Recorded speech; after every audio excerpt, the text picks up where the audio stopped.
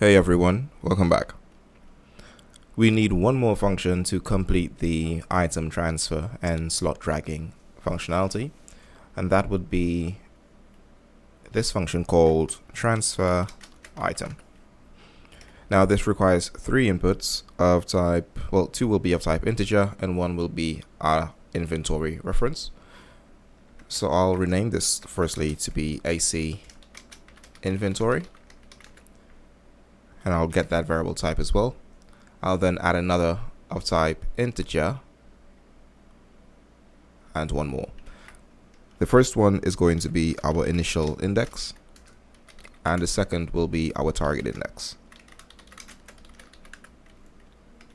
Now that we have this, we want to make sure that we're dragging from one inventory to the next, or from one slot type to the next. So we don't want to do anything if we're trying to drag the item and then place it back onto its initial slot. So what I'm going to do is get the AC inventory as a local variable, which is the input of this function, and want to check if it's equal to this inventory that we're currently writing all of our script in. Get reference itself, and let's check if our initial index is equal to our target index.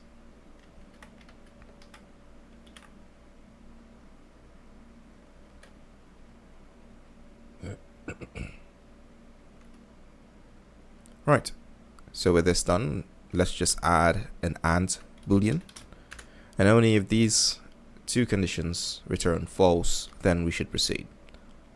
If it returns true, then we can just add a print string for now, saying, let's do same slot, transfer not possible.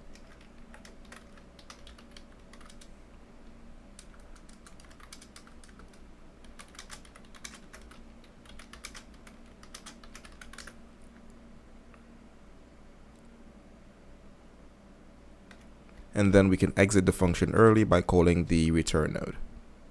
We can return with a boolean value and rename this to be return value. We can leave this as false. Now, if this condition fails, which means we can't actually transfer something, we can then do a series of conditions to make sure that we are transferring successfully. So I'll copy these two nodes, connect it up to the false, and I'll add another pin to our AND boolean. Here, the first thing we want to check is our input valid? So if the AC inventory input is valid, that would be our first condition. The second one would be if our initial index slot at that index is valid as well. So if the initial slot is a valid index, and then we can check one more. And let's get the AC inventory and let's get this function from it. So get inventory slot at index. So if this is a valid index, or if the target index has a value of -1.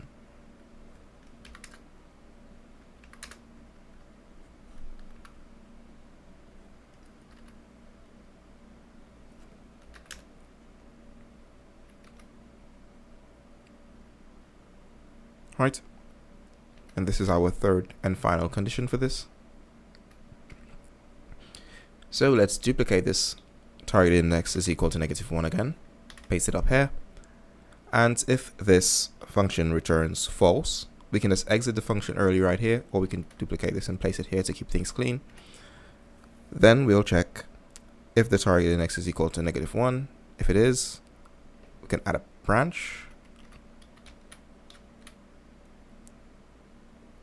If it's true, then we can just exit the function, which means we have an error. If it's false, then we want to utilize the function that we created in the last episode, which is to add the item to that index. I'm going to call add item to index, connect it to the false pin, and the target index will be the target index, and the slot that we want to add will come from our initial index. So let's copy these two nodes here, paste it here, and this will be the returned slot. Right. Now let's add a branch. If the return value is true, meaning if the item was added successfully, we can proceed.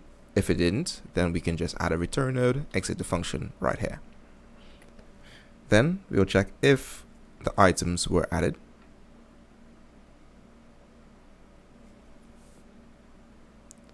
If it was not true, then we can just exit the function here and set this to be successful. And lastly, if both of these conditions were met true, then we can call remove item from slot index. And the index that we want to remove from is the initial index. Copy this, paste it here, plug it up. And lastly, we can just call a return node here and return the return value. Great.